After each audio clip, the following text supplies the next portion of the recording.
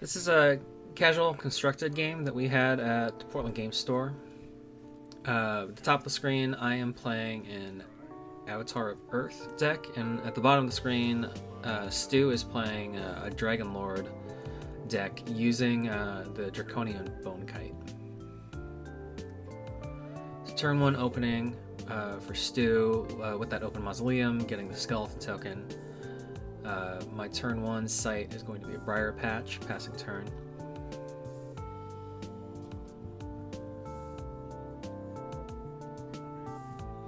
Stu is said he was experimenting with this new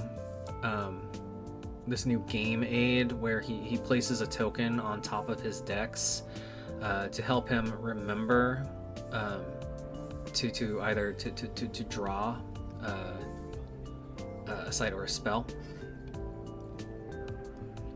Getting a wizard, a Den of Evil, ramping out Stygian Archer. Passing turn back to me.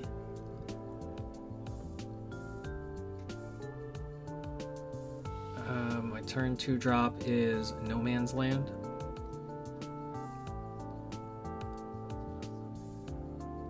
And let's see if I have a 2 drop. If I had a 2 drop, it would be probably a Kettle Top, and it would probably be played back on the Briar Patch. But yeah, I'm gonna play Toolbox to front load that to be a little more mana efficient, and possibly fish out an answer to the Stygian Archers if they continue to be a problem.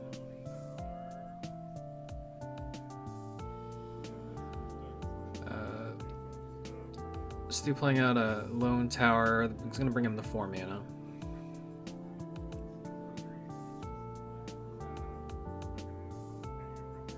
Attacking into No Man's Land for 3 points of damage.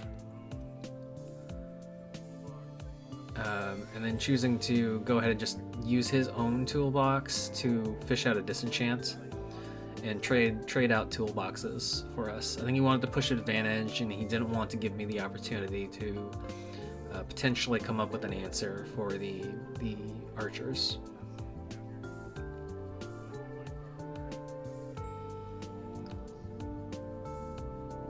Drawing a spell for turn.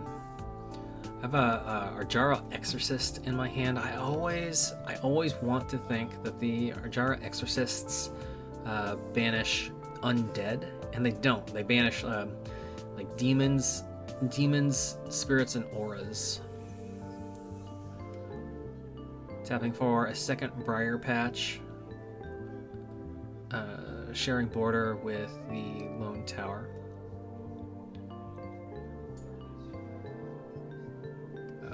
4 for a Unicorn, and then passing turn back. The Unicorn in that position does give Stu. Actually, I forgot. Stu reminded me that the No Man's Land would prevent summoning. So he allowed me to just roll back the last portion of my turn there really quick, and then I'm taking the opportunity to just to reposition the site. So Unicorn onto my home site.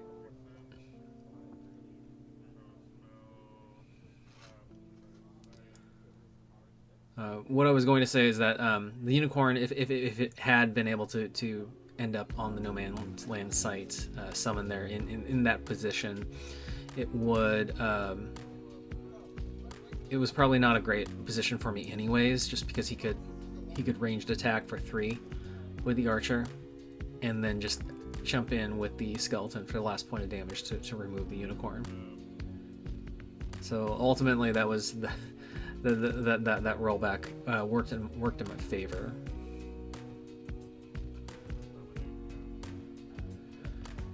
Stu does have a Grapple Shot in his hand, and I think that's the play that we see here this turn. Attacking with the Skeleton to see what I'm going to do. I'm going to choose not to do anything about that with the Unicorn. shooting the unicorn with the ranged attack or the ranged ability, and then using grapple shots to come in and strike the unicorn for the last points of damage needed to kill it. Killing the unicorn does summon the skeleton onto the briar patch, but upon entering, it takes a point of damage and dies.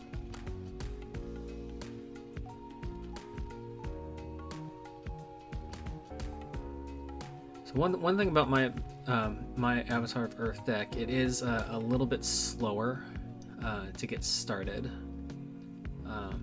than some other decks. So fortunately, I catch a Root Spider here.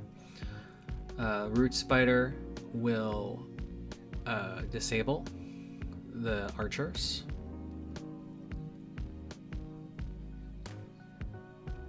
And then Stu taking his next turn here, tapping for, I assume, a sight.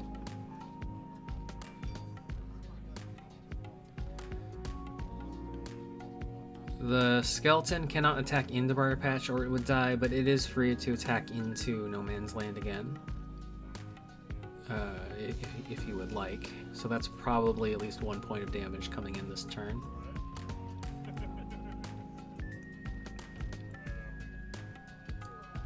Playing a second Open Mausoleum, creating another skeleton token. 3 mana left on his turn here. He's got a lot of big threats in his hand there. He's got the Grandmaster Wizard, he's got a Vampire, a Master Necromancer. Yeah, there's the swing for 1 with the skeleton, and then passing turn.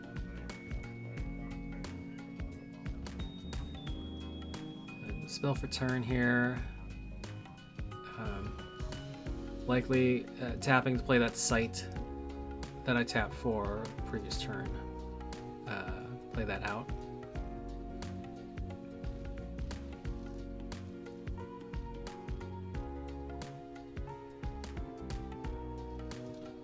So tapping to play out Wuthering Heights. Playing that on my back row. Playing a Pudge Butcher onto the Wuthering Heights. So the Pudge Butcher on Wuthering Heights gives it a little bit of mobility. Pudge Immobile cannot use the move action on its own and take steps. However, it can be forced to move or flown with effects such as Wuthering Heights, so it could push it diagonally into a different column to get better position on its projectile ability. Stu playing a second Lone Tower that will bring him up to 5 mana, and for a second there, Stu thought that it was a different tower, and he thought that he had 6 mana for turn, which was probably important for him. I think he wanted to do 6 and then play the Grandmaster Wizard.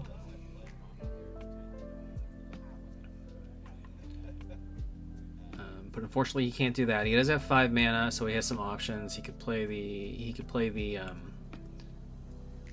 Vampire if he wants. He's attacking him with his 2 skeletons.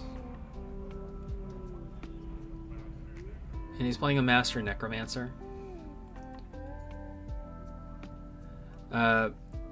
Summoning 3 skeletons. However, we didn't catch this during the game, but the skeletons summoned to No Man's Land shouldn't be allowed to summon there.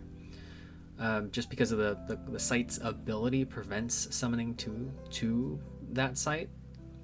So he should have only really netted 2 skeletons on that play. I think he's opting to play the Master Necromancer on that turn just to get out a bunch of bodies to gum up the works for Pudge Butcher. To make it more difficult for me to deal with. Unless I can clear out all of those skeletons, I I do not have a way to pull the Dragonlord in to the no man's land. I could fly Pudge to the site, the no man's land site, but then if I shoot the projectile, I have 3 skeletons in my way that are sitting on there. If I had something like a Holy Nova in my hand, that would be a really good way to deal with that right now. I could essentially like clear the board out of almost all of his 1-power tokens there, and then fly Pudge in and then drag his avatar up to the no man's land, and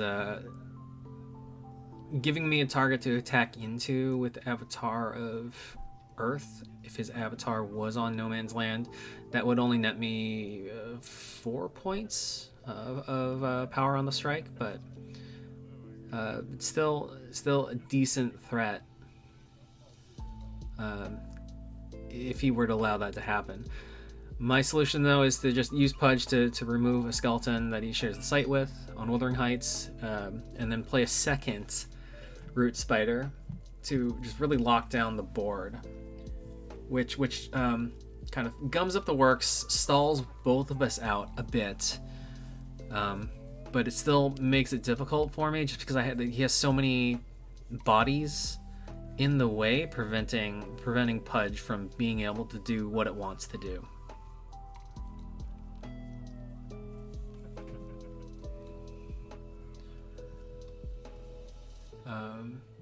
Stu getting a ton of cards on that last turn there. The Wizard's Den and then the Grandmaster Wizard drawing 4 additional cards on that turn.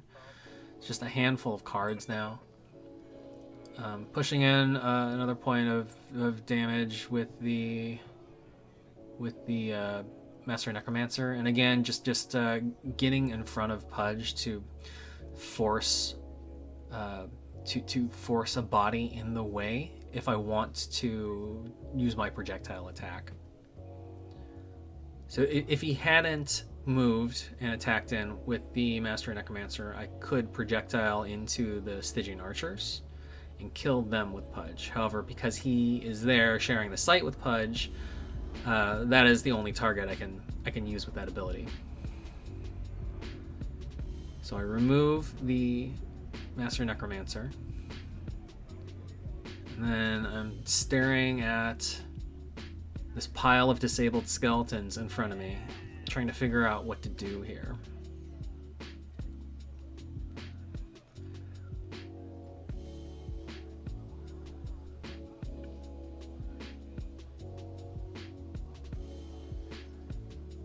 And using the Wuthering Heights to fly Pudge to No Man's Land, which does leave it disabled currently with the Root Spider.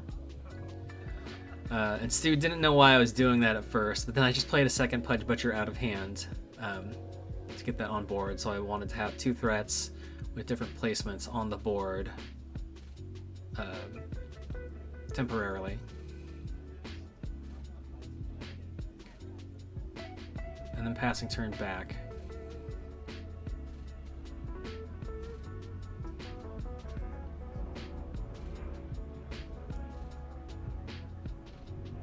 Stu beginning his turn here. You set up for mana at this point. He's got 6 mana, which is typically enough mana to play almost anything you want in your deck, unless your top end is really, really high. It also allows him to do things like potentially like double casting if he has more low cost things. He's got a ton of cards in his hand. I see 2 grapple shots. I see he drew into a blink. He still has that vampire. Another toolbox, a second blink.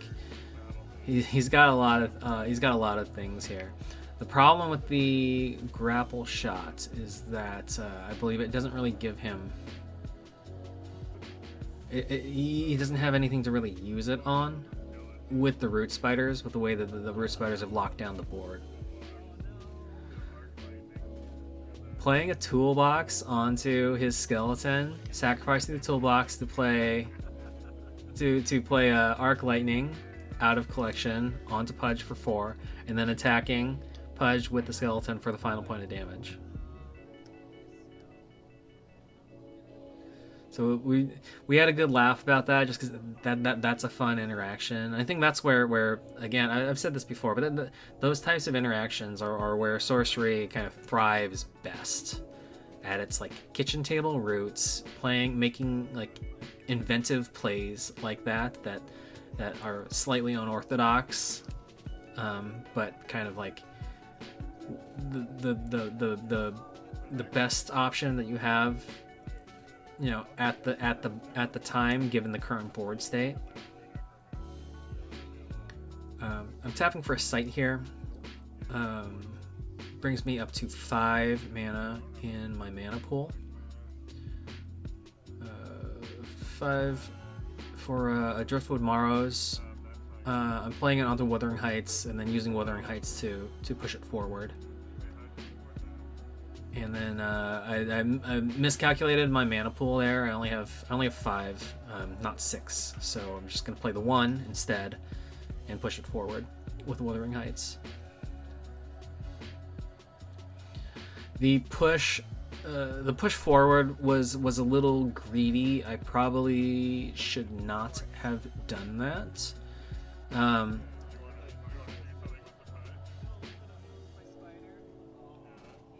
So now what I'm doing before I pass turn is moving a spider to re-enable everything on that site so I can use Pudge to kill a skeleton, and then moving the second root spider under the site to re-disable everything on the site again. So it's like a sneaky little like kind of switcheroo shuffle with the spiders to briefly re-enable everything on the site and then disable it again.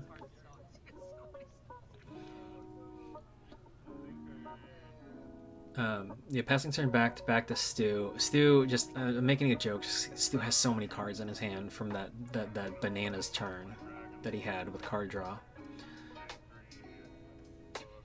He's blinking forward with his avatar, and he's paying 3 to use the avatar ability to give it the Bone Kite ability, and then using the Bone Kite ability to blow up my Driftwood Morrow, and then creating a skeleton off of that.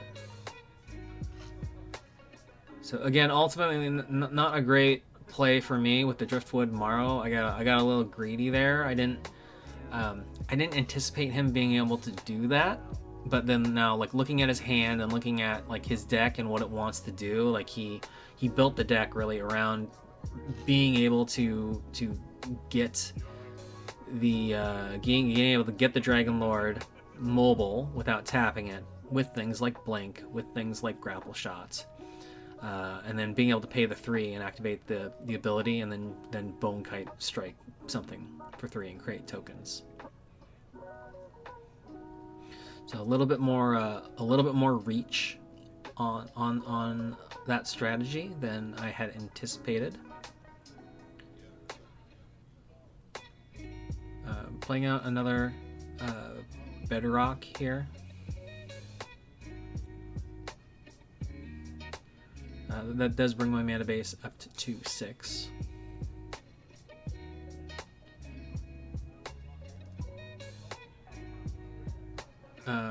Just asking a clarifying question on Bone Kite, just because I don't remember everything that it gives the Dragonlord when it activates. I know that it gives it that ability to strike everything on a location nearby, deals 3 points. Anything that dies creates a skeleton. But then also just clarifying that it gives it airborne too. We did a shorthand there. I didn't actually move the spiders, but I did that spider shuffle that we saw a turn or 2 ago, and killed another skeleton with Pudge. Playing a Driftwood Morrow again and passing turn, I think. Driftwood Marrow, I think a little dangerous, just because I already saw what he could do once with the Dragonlord, and I am at risk for him being able to do that again if he wants.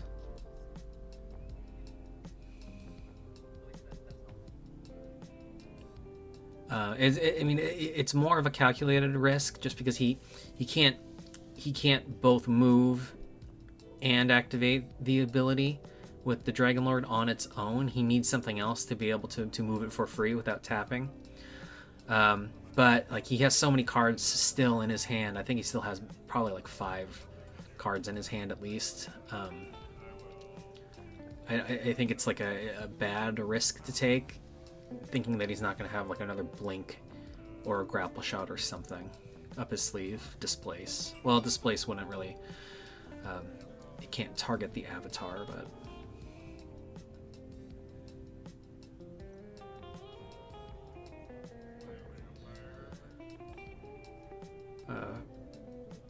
He's ramping to a ton of mana this turn. I think that gives him 8 mana for turn.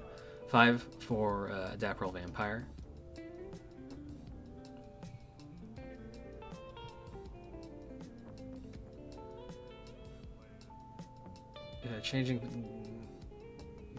Considering changing position on that.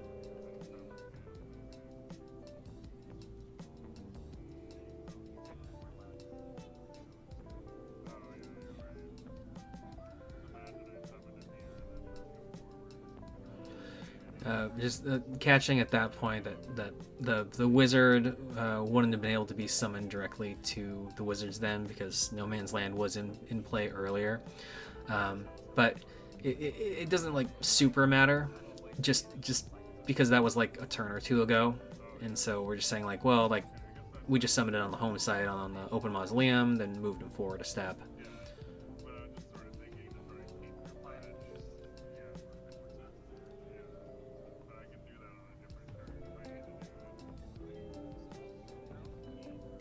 So Stu passing turn back to me.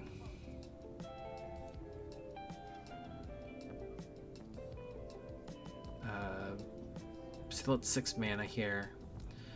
At this point, like my deck, like it kind of, I've talked a little bit about it before when I played this deck on videos, but my strategy with Avatar of Earth, and it's not like a particularly like innovative or unique strategy with that avatar. Like, it wants to be able to do something like Earthquake, rearrange sites, or Atlas Wanderer, or Mover of Mountains, or Rift Valley, something to get your opponent's site into an attack position in site placement where I can start attacking in with Avatar of Earth for like 4, 5, 6 points of damage per turn. Start those swings. Playing a cave-in just to get rid of the vampire, immediately answer that threat. I don't want that thing flying around and causing problems. But yeah, like unfortunately, like my main strategy for or ideal strategy for Avatar of Earth is not firing this game. At this point, I haven't been able to get it into the action here.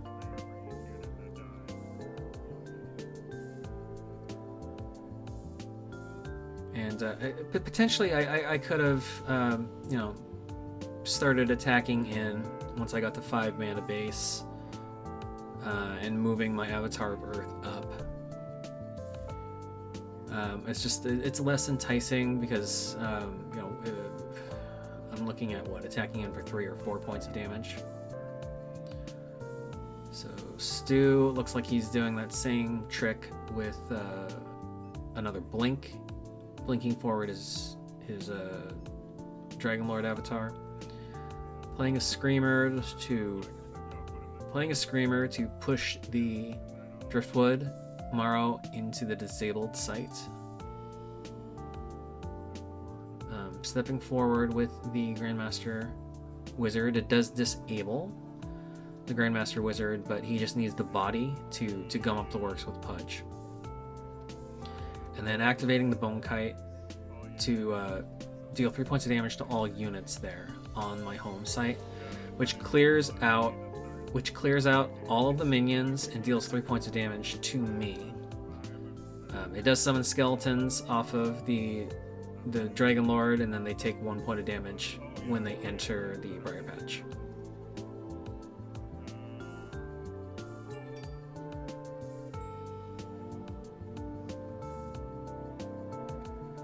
So Stu, I think he was musing that he was stalling the game out, but he needed to start trying to push some more damage in to close out the game. His avatar is getting a little close to me at this point, and like he can push in like a guaranteed 3 points of damage per turn with the Bone Kite ability, so I need to watch out for that. I am getting below the halfway mark on my life at this point, down to 8. And I have not been able to do any damage to him yet. But fortunately for me, he has not had an answer to the root spiders.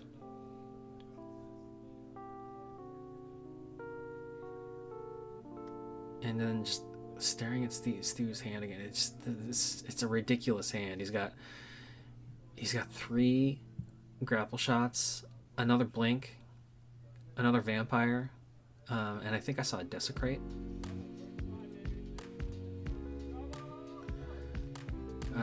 Screamer I need to figure out a way to deal with, otherwise that's going to cause me some problems there. I mean, I don't know what's in his hand, but I think at this point, since I don't have as many threats on the board, I need to focus on board control the best I can. So I'm going to move the root spider.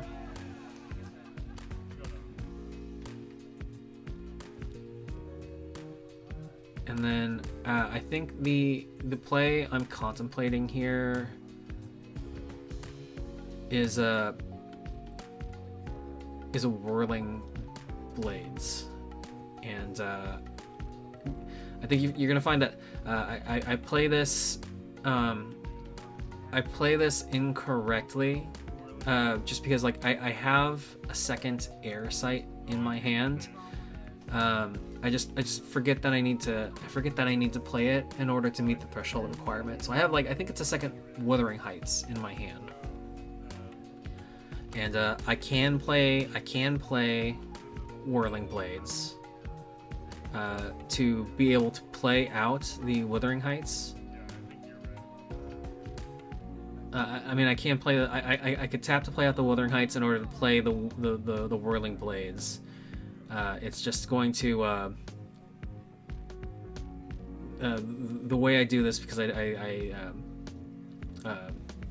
miss that I don't have the thresholds. That it nets me like 1 additional attack with Avatar of Air, which is potentially a big deal. We do kind of catch that later in the game, but we'll see how it plays out right now.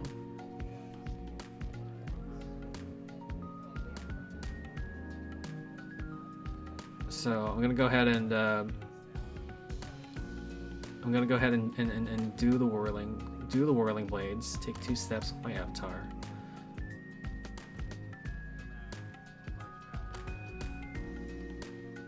So I'm gonna move 2 steps with my Avatar of Earth. Like 1, 2 strikes everything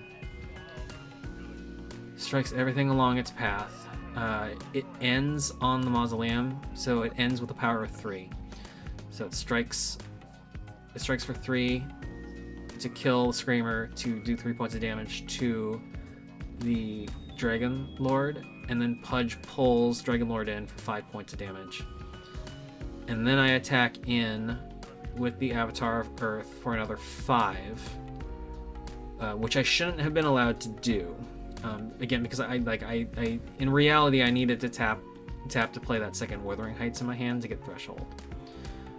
So that was like like an extra 5 points of damage in, that shouldn't that shouldn't have been gained.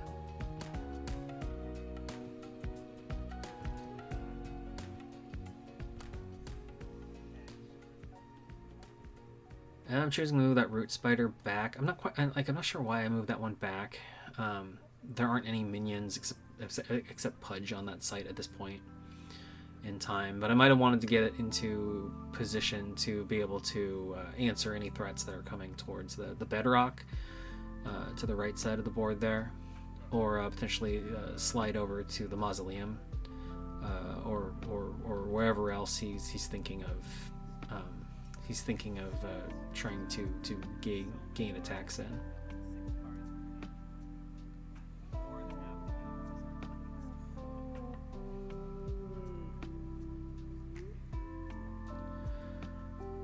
I'm still just like joking with Stu. Like he's so many cards in his hand, and he's had so many cards in his hand the entire game, and they're all cards that he can't really like get the value that he wants out of at this point. Just like the grapple shots are great, but if you don't have a minion on the board to take advantage of them, they lose a little bit of their potency. He can play out the vampire. The vampire costs 5, and then unfortunately, he only has 2 mana left at that point to play something. He can't play a grapple shot. He'd have to draw and tap to play a sight to get up to the mana necessary to do that same turn with a vampire and grapple shot.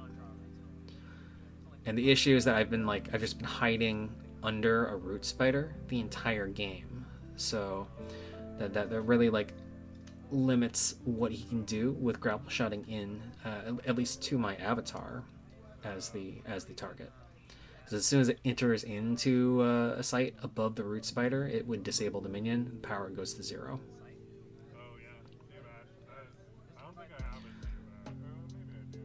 Stu drawing another. He drew another card. I think he drew into that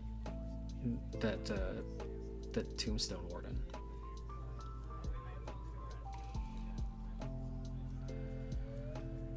Tombstone Warden, I don't think going to particularly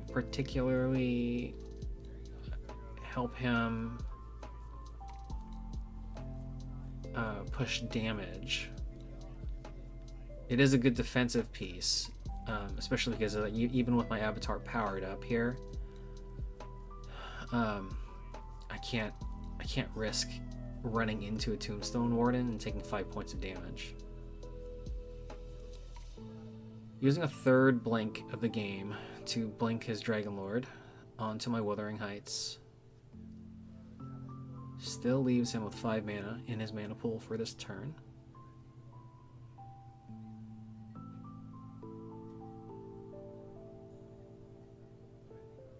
Five mana could play out either the Tombstone Warden or the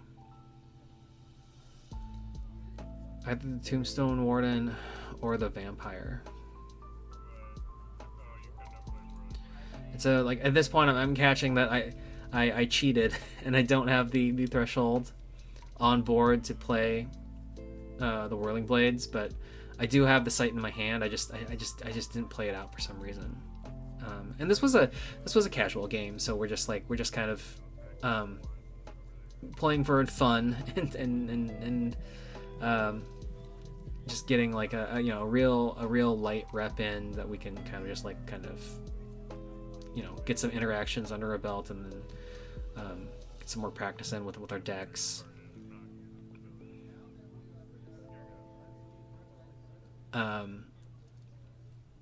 I still could have played the Whirling Blades on that turn. Like I said, it would have resulted in one less attack, which would have been five less damage in on Stu. And then I think I calculate that out here on this turn.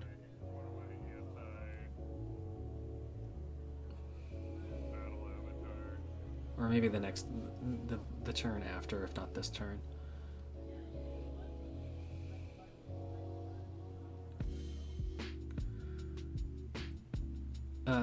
Bitter Departed. Stu played the Bitter Departed the previous turn there before passing, and he opted not to use the Genesis ability. I think it's a May teleport and strike, but he didn't want to teleport to my avatar of Earth. He didn't want to teleport to my avatar of Earth because it would put him on top of the Root Spider and disable the Bitter Departed.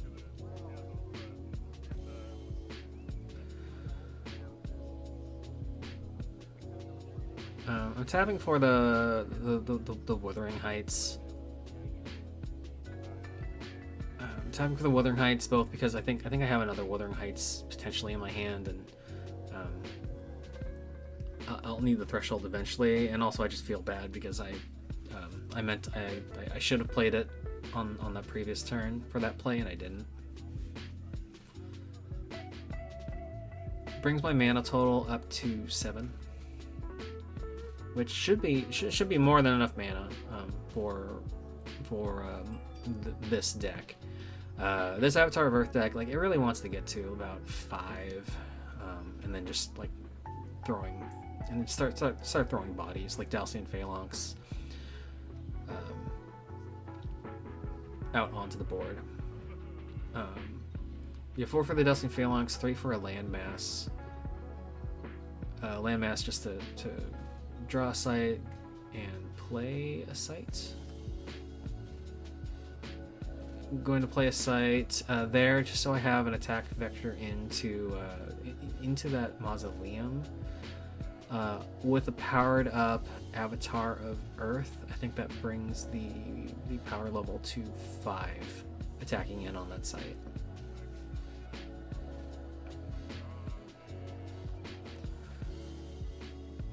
So Stu getting a little worried and basically saying his plan this turn revolves around using the pieces he has on the board in order to try to bring me to door first. Because if he can bring me to door, he has a win condition in his hand. All he has to do is play a blink, move his Dragonlord into range, and then activate the ability and tap and deal 3 points of damage to me. Or get his Dragonlord into projectile alignment and use a grapple shot and grapple shot me for a point of damage. But we're playing this song and dance now, where we're going to try to bring each other to door as fast as we can here.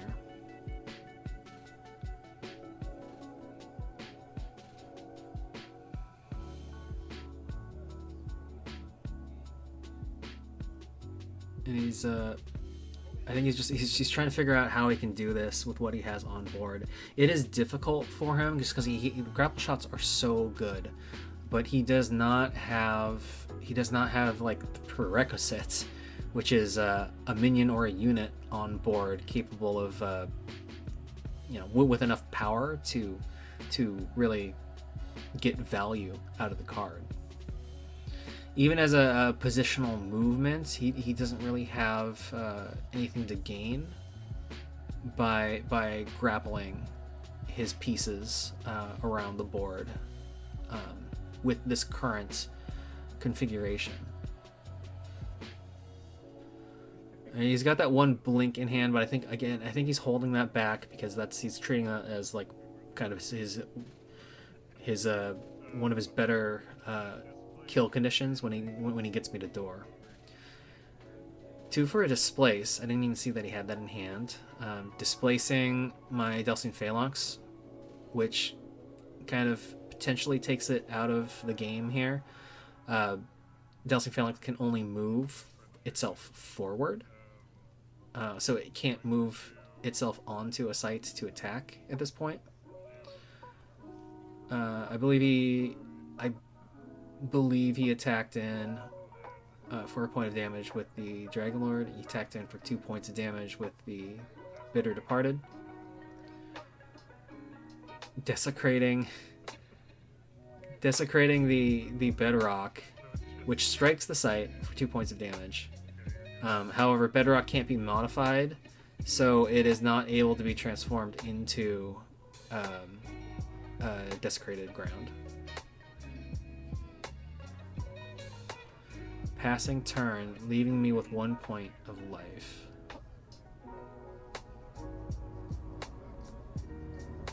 So at this point in time, like I really have to be the first one to get him to door if I want a chance of winning the game. And I can use Pudge to either kill the Bitter Departed or to trade with the Tombstone Wardens. I need to be able to deal 7 points of damage to bring him to door. And I think what I'm calculating in my hand is because I still feel bad about missing that threshold and getting that extra attack on the Whirling Blades. Is I'm just trying to calculate if I can do 12 points of damage to him on this turn instead, which is what his life total would have been if I had played that correctly.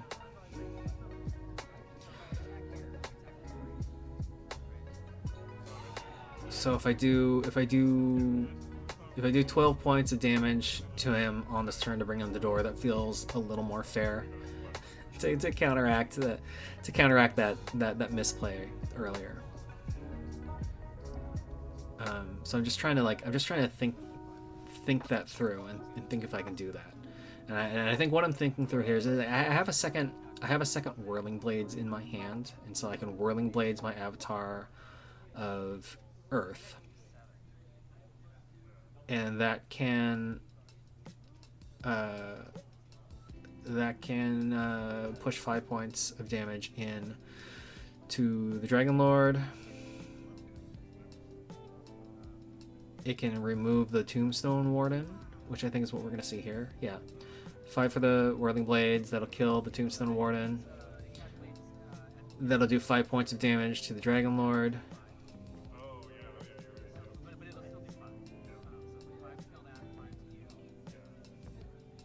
And then if I attack up into the Mausoleum, that's another 5 points, 10 points total. So that's a door based on like 7 points of life. But then I would need another 2 to get to 12.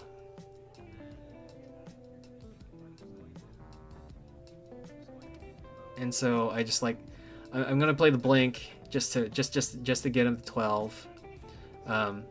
Like in reality, if I wasn't trying to overcorrect for a misplay on a previous turn, it would have been much better just to hold that blink in my hand. So I have that tool available to deal the killing blow on my next turn here.